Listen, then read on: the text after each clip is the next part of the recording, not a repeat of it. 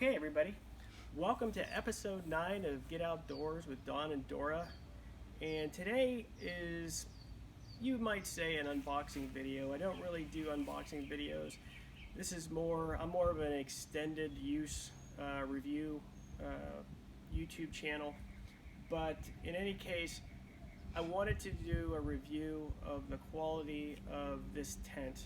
This is the Kodiak 10x10 6-person canvas tent. A very nice quality tent. Like I said, it's canvas. It's the old school canvas, like you would have been able to buy a tent back in the 40s and 50s and 60s, where they actually use good quality canvas. It's got a coating on it so that it's sprayed, so it's all waterproof. What we just did, we seasoned it by spraying it down with some water, and it's supposed to make it sort of shrink up, and it's going to seal all the little seams and thread here in the sewing for around the screens on the tent. And so this is kind of a supplement to the rooftop tent.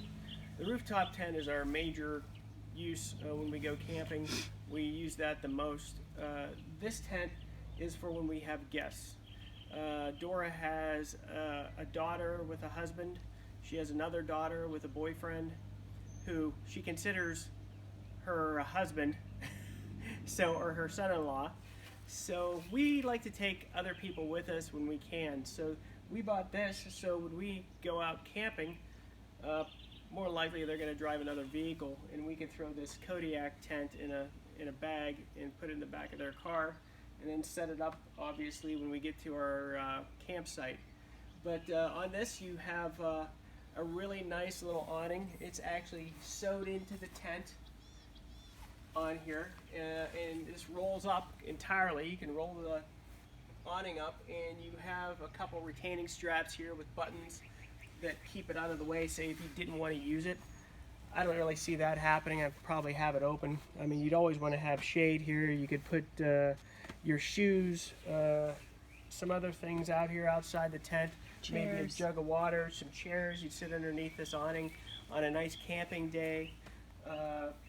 On the tent here, also on the exterior, on our rooftop tent, the floor zips onto the annex part of the tent, which is the room that's at the base of the ladder.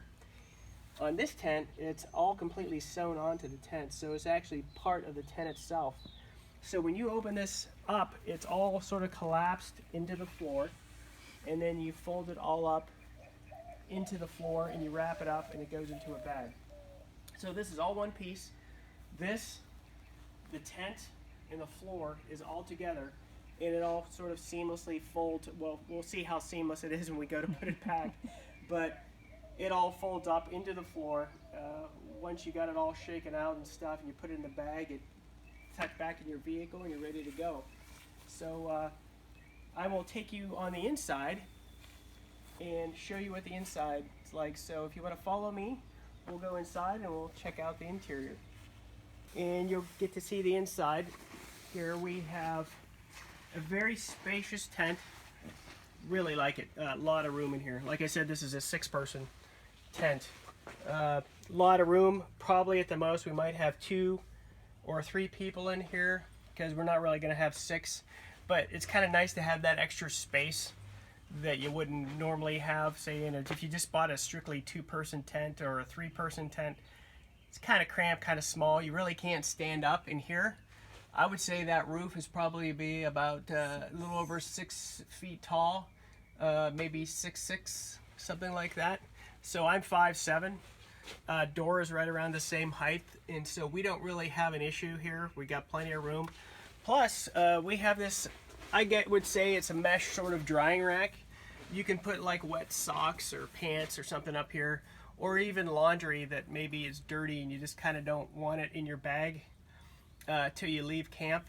You can hang that up here, and even that's a fair distance above my head. So, and then you have a few more inches, probably 6-8 inches above that as far as room. This tent also comes with a pocket storage unit. You can put bigger items in here. You can put your cell phone, your wallet, maybe even pair of shorts or something, or pair of socks in there. It's all mesh, so Like it'll flow some air. sunscreen. Sunscreen, yeah, you name it, you can put it in there. You also have on both sides of the tent, we have some really nice ventilation holes here. They both have like sort of a wedge canvas flap over the outside, so nothing but air is going to get in, and if it's raining outside, more than likely you're not going to get any water in there. Here is your second door. So basically catty corner to each other, you have this door, which also has sort of an inseam window in it, so you can zip the door shut and then you can just use the window. But this mesh is super fine. There is no mosquito or no gnats that are going to get through that. You can see through it very well. You don't really even notice it that much, other than the sun's kind of shining on it here. But if you were in a totally shaded area, you would probably not even notice it that much. But it's so fine that even like little tiny gnats and stuff aren't going to get through that. Anyhow, so here you have a little piece of Velcro, kind of if you just wanted to flap it shut temporarily, but it's not completely secure, so all you have to do is, you don't have to do the whole unzip and zip kind of thing going on that you would if you just have this Velcro, and it's just easy to kind of undo. And at the bottom of each tent with the windows, you've got the little roll-up retainers here. It's just a strap with a little button on it. And so far, setting it up was really no big deal. Once again, it's kind of the struggle of the directions and figuring out exactly what goes where. But boy, once you get this thing up, I'd say probably it took us 20 minutes to put it up. I'm sure once we really understand exactly how it's supposed to go, it's going to go really quick. Yeah, that was with stopping and reading over the directions, exactly. making sure we were right. Yeah, exactly, because you could actually damage some of the parts. There's a lot of tension on these rods, and if you do it wrong, you could either bend something or crimp over one of the edges of the poles. There's a guy that showed a video of this online, and it had probably, I'd say 50-60 pounds of snow on the top of it, and this frame is so strong it held it all up and didn't even really sag or anything.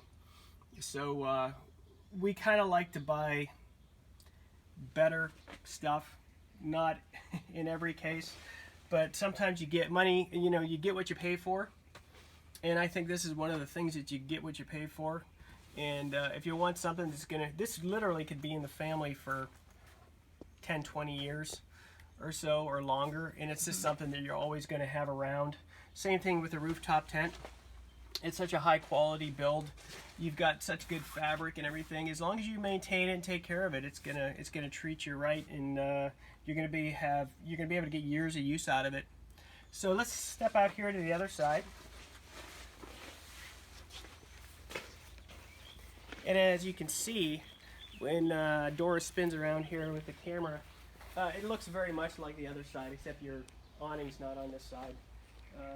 But square footage wise, the 10 by 10, it's really nice. These rods are super heavy duty. This spring rod up here, it's made out of a really thick aluminum.